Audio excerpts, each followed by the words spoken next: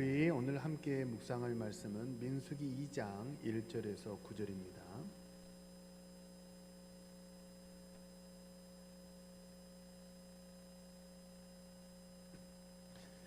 저 뒤편에 에어컨은 풀로 틀어져 있는 거죠?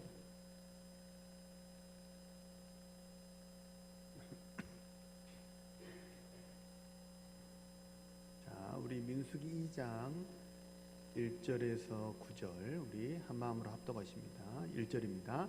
여호와께서 모세와 아론에게 말씀하여 이르시되 이스라엘 자손은 각각 자기의 진영의 군기와 자기의 조상의 가문의 기호 곁에 진을 치되 회막을 향하여 사방으로 치라.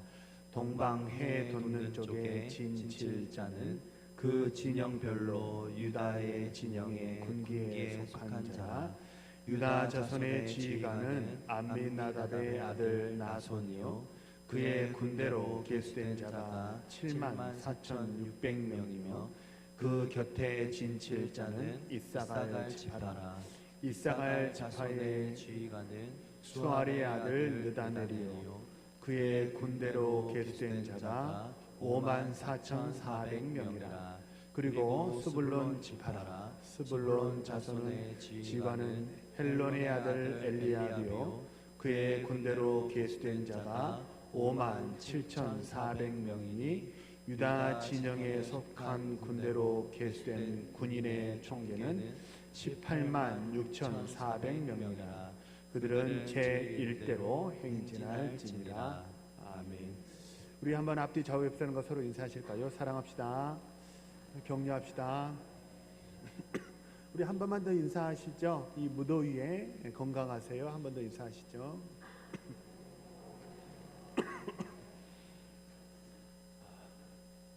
작년 여름이 참 덥다 했는데 올 여름은 더 더운 것 같아요. 그죠? 온도가 35도 그러니까 체감 온도는 밖에 조금만 나가도 정말 온 몸이 땀으로 이렇게 막 힘든 것 같아요. 우리 사랑하는 성도님들 이 무더위에 강건하시고 항상 성령으로 충만하시기를 축복합니다. 오늘은 이제 중심에 대해서 말씀을 나누려고 합니다. 세대 차이라는 말을 아시죠? 세대 차이라는 말은요, 서로 다른 세대들 사이에 있는 감정이나 가치관의 차이, 그것을 세대 차이라고 말합니다. 감정과 가치관이 세대별로 다르다는 거죠. 그런데 그거 아세요? 이 세대 차이라는 말이 그렇게 언급된 게 그리 시간적으로 오래되지 않았습니다. 우리가 지금 사는 이 시대를 포스트 모더니즘 시대라 조금 어려운 말로 그렇게 말하는데, 포스트 모더니즘 시대에는 이제 모더니즘이 포스트 지나갔다라는 거죠. 그래서 이 시대는요 절대 가치를 인정하지 않습니다. 뭔가 전통적인 규범, 우리 신앙으로 말하면 신앙의 선배들이, 또 가족에서는 우리 어른들이 지켜왔던 그 절대 규범을 이 다음 세대들이 이제 거부하는 거죠. 그래서 차이가 난다는 거죠. 근데 사실 포스트 모더니즘 시대가 되었기 때문에 가치관이 다양한 가치를 인정하는 그런 시대가 되었기 때문에 뭐가 생기는 거예요? 세대 차이라는 것이 생겼어요. 이것을 거꾸로 읽으면 어떻게 되냐면요, 사실 예전에는 모든 사람의 가치가 거의 획일적이었고 같았습니다. 그렇기 때문에 예전에는요 세대 차이라는 것이 없었습니다. 중세 봉건 시대의 절대 가치는 땅이었습니다. 땅이 모든 것을 다 말해 주었어요. 그 사람의 신분, 지위, 경제력. 그래서 모든 사람이 땅을 얻기를 소망하는, 땅으로 모든 가치가 통일이 되었습니다. 산업혁명 이후에는요 화폐와 금으로 가치가 통일이 되었고, 계몽주의 시대에는 지식으로 가치가 통일이 되었습니다. 그리고 모든 사람이 그 가치를 받아들였습니다. 그러니까 세대 차이라는 것이 없었어요. 하지만 지금 우리가 사는 이 포스트 모더니즘 시대는요, 사회적으로 통일된 가치가 없고 각자 개성이라는 이름으로 자신이 추구하는 가치를 따라 살아갑니다. 그래서 차이가 발생하는 것입니다. 우리는 지금 포스트 모더니즘 시대의 한가운데 이렇게 살고 있는데요. 우리에게 필요한 것이 뭘까요? 포스트 모더니즘 시대를 살아가는 우리들에게 필요한 것, 과연 그게 뭘까요? 제가 청년 시절, 그러니까 한 30년 전쯤 이렇게 생각해 보면요, 포스트 모더니즘 시대를 비판하는 기독교 서적이 아주 많았습니다. 기독교 서점에 가면요, 포스트 모더니즘을 비판하는 책이 많았고, 그리고 설교하는 강단에서도 포스트 모더니즘을 비판하고 절대 받아들이지 말아야 한다라는 그런 설교가 아주 많았습니다. 지금은 어떨까요? 지금은 우리는 이미 포스트 모더니즘 시대의 한가운데 들어와 있거든요. 그러니까 다양한 가치를 인정하는 그런 시대에 한 중앙에 들어와 있기 때문에 지금 이 시대를 부정하는 것은 그렇게 지혜로운 방법이 아닙니다. 이 시대를 만약 부정하려면은요, 그게 잘못되었다고 말하면서 방파제를 세워야 합니다. 세상의 물결이 넘어오지 못하도록 방파제를 세워야 하는데, 우리가 사는 이 시대는 이미 그 방파제를 넘어서 거대한 정보와 가치관의 쓰나미가 이 시대에 들어와 있기 때문에, 그래서 사실은 방파제를 세우는 게 그렇게 큰 의미가 없습니다. 그래서 홍수가 이미 났잖아요. 홍수가 났을 때는 뭐가 필요한 거예요? 방파제를 세우는 게 아니죠. 뭐가 필요할까요? 물에 빠지지 않는 법을 가르치는 것이 필요합니다. 지금 우리에게 필요한 물에 빠지지 않는 방법, 그게 뭘까요? 중심 잡기입니다. 중심 잡기. 지금 우리에게 필요한 것은요, 우리 성도님들 유튜브 많이 보시죠? 솔직히 유튜브 많이 보시죠? 아니, 저도 유튜브를 많이 봐요. 저는 주로 이제 강의를 많이 보거든요. 그리고 동물의 왕국도 보고요. 유튜브를 이렇게 광고를 없애고 막 이런저런 어플을 사용해서 광고를 차단하다가 도저히 안 되겠길래 유튜브 계정을 이제 무료 계정을 하나 이제 텄어요. 매달 저는 비용을 내고 이제 유튜브를 봅니다. 유튜브 사용하는 시간이 저는 꽤 많아요. 강의를 듣기 때문이죠. 강의가 보통 뭐 짧아도 50분, 길면 1시간 반 그러니까. 유튜브 보지 마세요 라고 말하면 어떻게 될까요? 유튜브를 핸드폰 어플에서 다 삭제하십시오.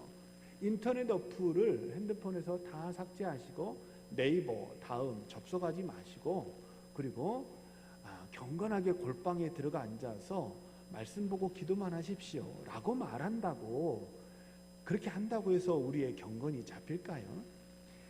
세상과 차단한다면, 방파제를 세워가지고 세상과 차단한다면요, 우리만 도태될 뿐이지 그 물결이 막아지겠습니까? 그죠? 정말 필요한 거는요, 그 엄청난 정보의 홍수 속에서 정말 참과 거짓을 어떻게 분별할 것인가, 어떻게 중심을 잡을 것인가 하는 것이 이 시대를 살아가는 우리 모든 성도들에게 훨씬 더 중요할 것입니다.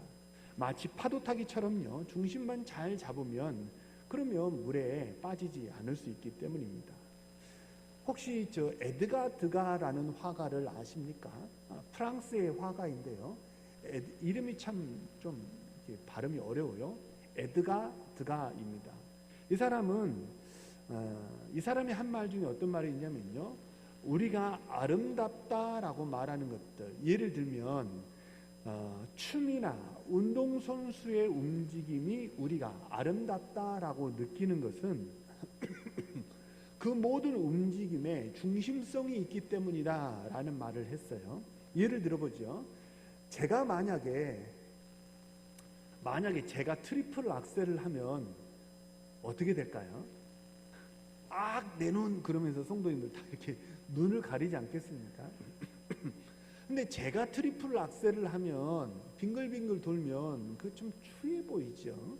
근데 우리 연아가 트리플 악셀을 하면 어떻게 돼요? 와 하고 감탄이 나오지 않습니까? 차이가 뭐예요? 남자와 여자의 차이입니까? 그게 아니죠. 중심이 잡혀 있기 때문입니다. 연하의 트리플 악셀이 아름답다고 느끼는 것은 중심이 잘 잡혀 있기 때문이에요. 그래서 넘어지지 않기 때문입니다. 영적으로도 마찬가지입니다. 구약 시대에는요, 시간과 장소가 고정되어 있었습니다. 예를 들어 제사하는 안식일은 금요일 저녁부터 토요일 저녁까지로 고정이 되어 있었습니다. 제사하는 장소는요, 반드시 예루살렘 성전에서 유월절, 칠칠절, 초막절을 지켜야 했습니다. 하지만 신약 시대는 다릅니다. 시간과 장소가 고정되어 있지 않습니다.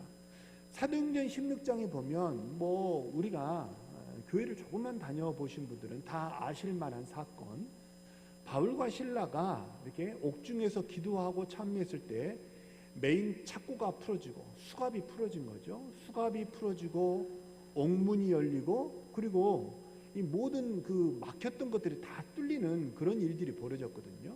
천사가 나갈 길도 안내해 주지 않았습니까?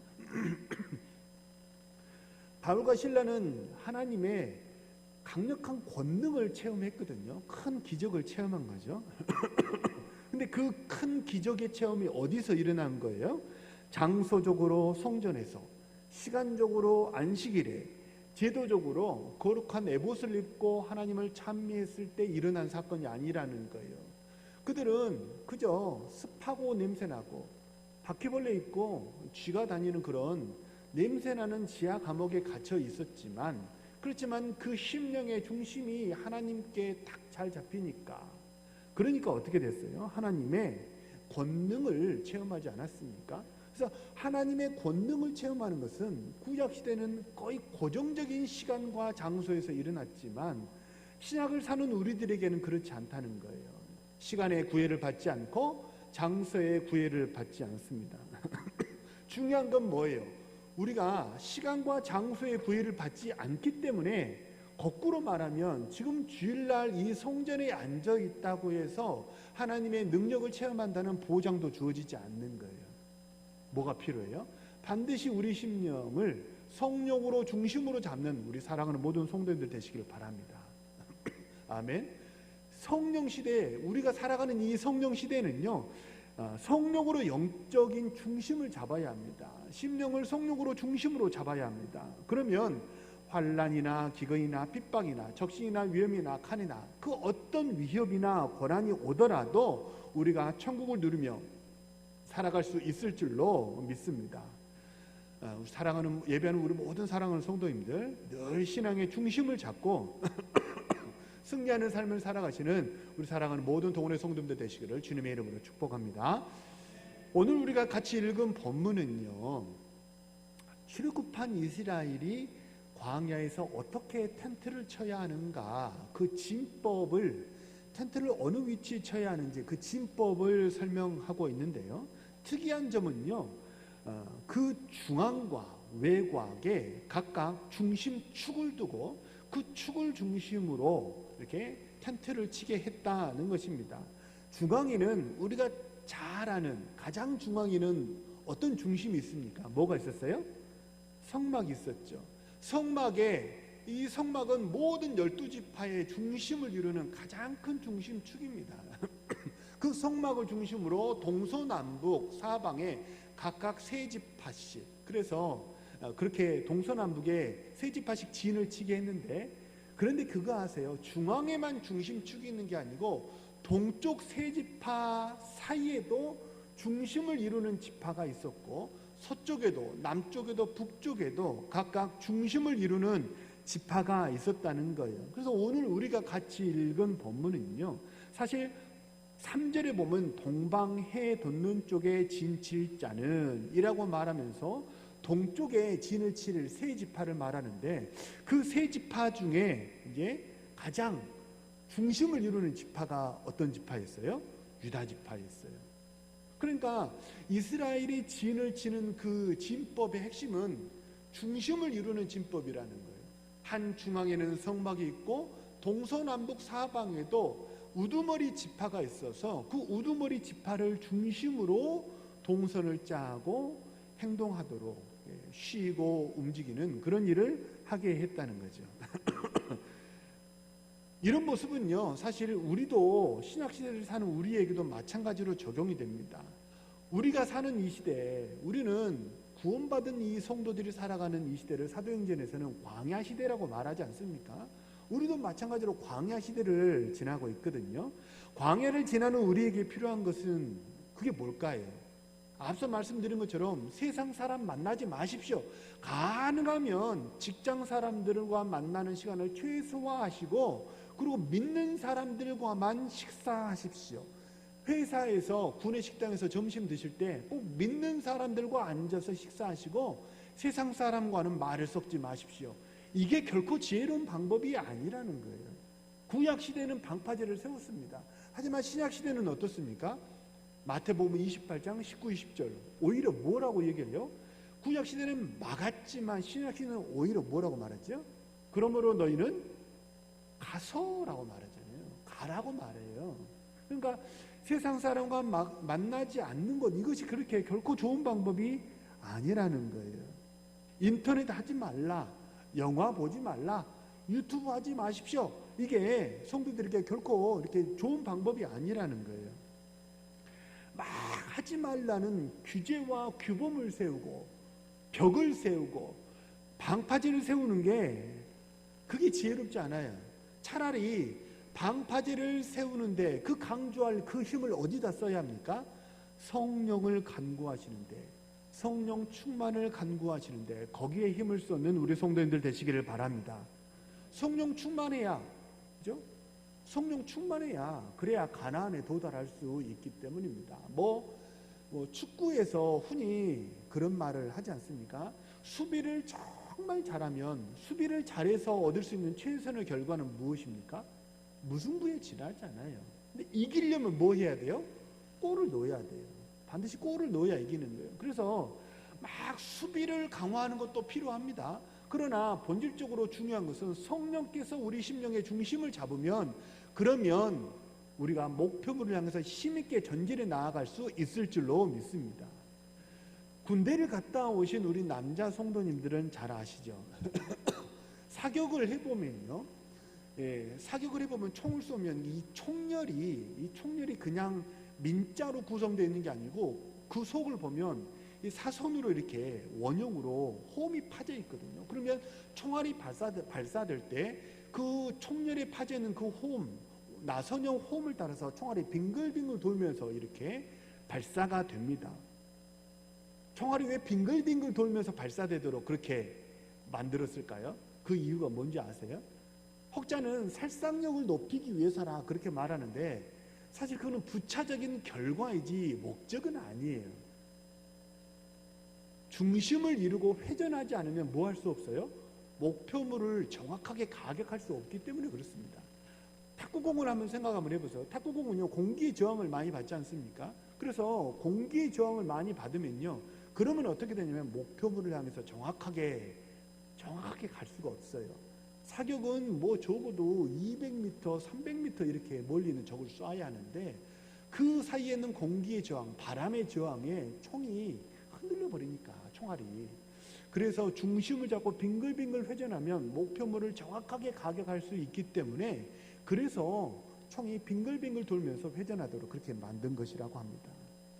우리는 지금요, 매 주일마다 어떻게 하면 복된 신앙생활 할 수 있을까?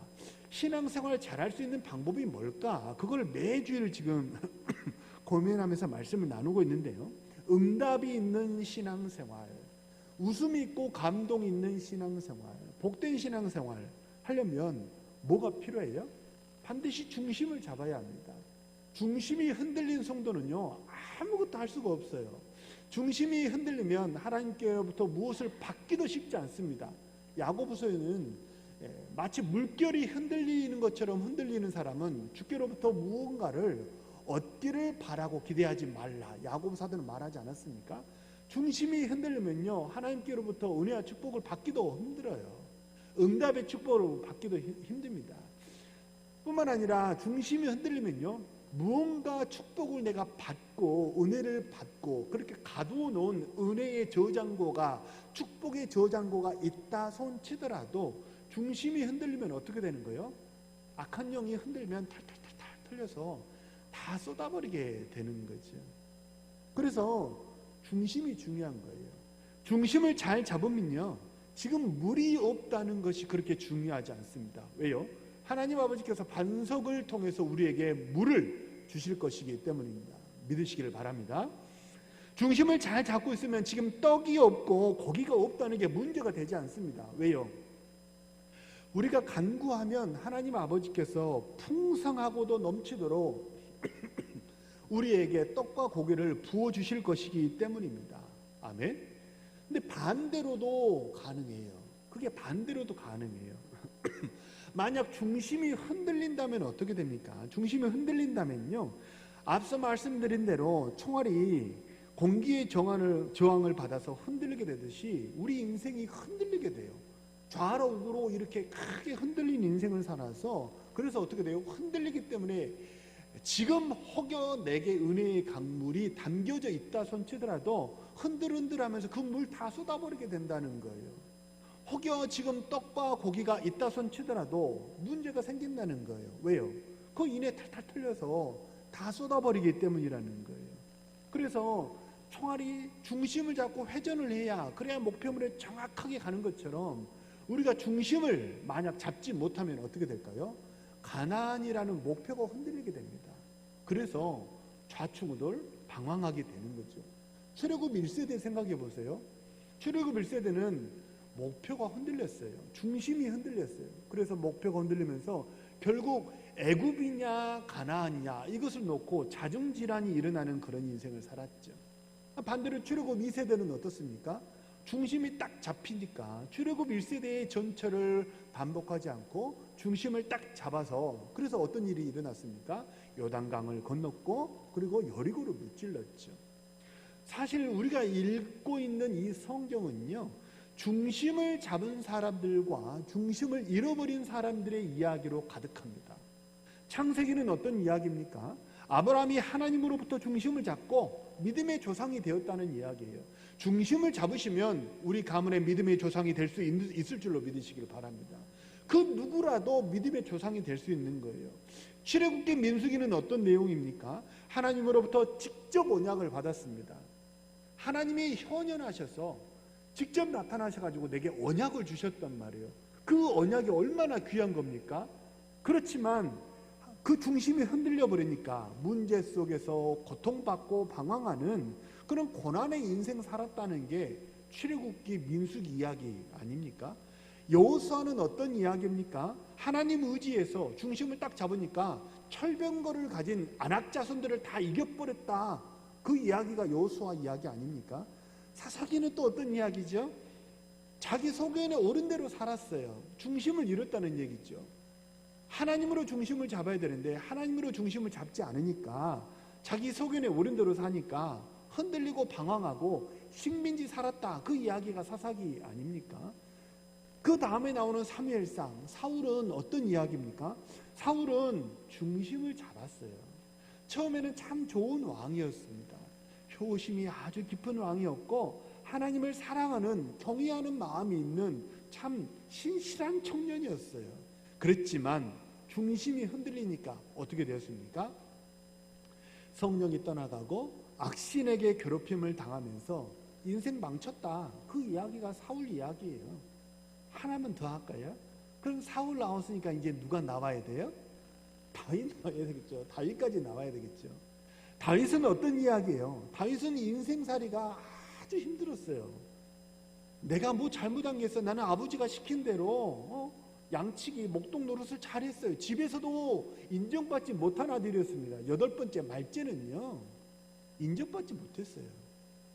그래서 나는 아버지 시킨 대로 목동 일도 잘했고, 그리고 어떻게 하다가 골리앗을 죽이고 내가 장수가 됐는데, 군 지휘관이 됐는데, 그래서 왕이 시킨 대로 전쟁터에 나가가지고 목숨을 걸고 왕을 위해서 잘 싸웠단 말이에요. 근데 돌아오는 건 뭐밖에 없었어요? 시기와 질투밖에 없었고, 그리고 나를 죽이려는 창, 이것밖에 다윗에게 인생이 남는 게 없었어요. 그 전반기 인생은요, 환난과 고난뿐이었습니다. 늘 눈치 보는 인생, 누가 나를 밀고 하지 않을까 고난받는 인생이 다윗의 인생이었습니다. 하지만 중심을 잘 잡았더니 그 환난과 고난이 결국 어떻게 되었어요? 다 끝이 나고 통일 왕국의 위대한 왕이 되었다. 메시아의 조상이 되었다. 이게 다윗의 스토리 아닙니까? 그죠? 바라고 소망합니다. 사랑하는 우리 모든 동원의 성도님들, 세상 것으로 중심 잡지 마시고 성령 하나님으로 중심 잡는 우리 사랑하는 모든 성도들 되시기를 바랍니다. 그래서 다윗처럼 고난을 이기고 승리하는 우리 신실한 주의 백성 되시기를 주님의 이름으로 축복합니다. 혹시 대만 가보셨습니까? 대만? 대만에 가면 큰 빌딩 하나 있죠. 101 빌딩, 타이페이 101이라는 빌딩이 대만에 있거든요. 그렇게 쳐다보지 마세요. 저도 안 가봤어요. 유튜브 정보. 유튜브에 보니까 이제 타이페이 101이라는 빌딩이 대만에 있거든요. 근데 이 빌딩이 굉장히 유명한 빌딩이에요. 우리 남산 있죠. 남산의 높이가 해발 262m예요. 그리고 남산에 있는 서울타워, 그 높이가 212m입니다. 이 두 개를 합하면 남산타워는요, 해발 474m예요. 굉장히 높죠. 높은 그런 타워죠. 근데 타이페이 101 빌딩의 높이는 해발 몇 미터인 줄 아세요? 508m예요. 101 빌딩이라고 이름을 지은 이유가 뭘까요? 한번 맞춰보세요. 왜 101 빌딩일까요? 네, 층수가 101층이기 때문에 그렇습니다. 층수가 101층이에요. 그래서 이 빌딩은 남산타워가 해발 474m인데 이 빌딩은 508m예요. 그러니까 굉장히 높은 거죠. 이 빌딩은요, 세계에서 손가락 굽힐 정도로 아주 높은 빌딩으로 알려져 있습니다. 대만에 관광을 가면 그 전망대를 꼭 이렇게 사람들이 간다고 해요. 근데 이 빌딩이 유명한 이유가 하나가 더 있어요. 높기 때문에도 유명하지만 고층 빌딩은 무엇에 취약합니까? 고층 빌딩은 뭐에 약해요? 지진에 약하죠. 그렇죠? 지진에 약하죠. 근데 이 빌딩에 88층, 89층에 가면요, 진귀한 물건이 하나 들어있어요. 그게 뭐냐면 자그마치 그 무게가 606톤이나 되는 커다란 쇠추가 달려있어요. 606톤이나 돼요. 88층, 89층에 가면. 그거 지금은 좀 이렇게 그 코로나 이후로 인플레이션이 돼서 비용이 올랐을까 모르겠는데 2만 원 내면 88층, 89층 들어가서 볼 수 있어요. 그런데 그 중국 사람들이 이렇게 장사 속이 아주 좋잖아요. 패스트 트랙이 하나 있어요. 바로 들어갈 수 있는, 줄 서지 않고 바로 들어갈 수 있는 트랙이 하나 있어요. 얼마 내면 될까요? 2배를 내야 돼요. 4만 원 내면 그냥 들어가서 볼 수 있어요. 지금은 이제 비용이 어떤지 모르겠지만 가서 보면요, 커다란 600뉴턴이 되는 쇠추가 있고 이 쇠추를 이 와이어가 잡고 있어요. 그래서 사람들이 말에 따르면요, 그 아주 오래전에 스촨의 대지진이 있지 않았습니까? 스촨 대지진의 여파가 대만까지 와서 구추가 실제로 이렇게 흔들렸다고 해요. 근데 그 101 빌딩이 그 아무리 큰 지진이 일어나도 흔들리지 않는 것은요, 구추가 흔들리면서 중심을 이렇게 잡아주기 때문이라고 해요.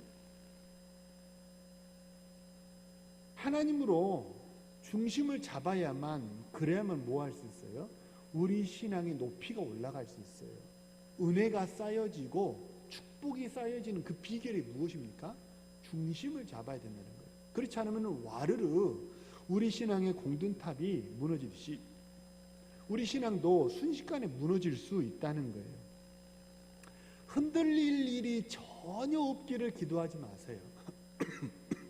우리가 사는 이 세상은요, 우리가 이 땅을 사는 동안 비와 바람, 낮과 밤, 이게 계속 반복됩니다.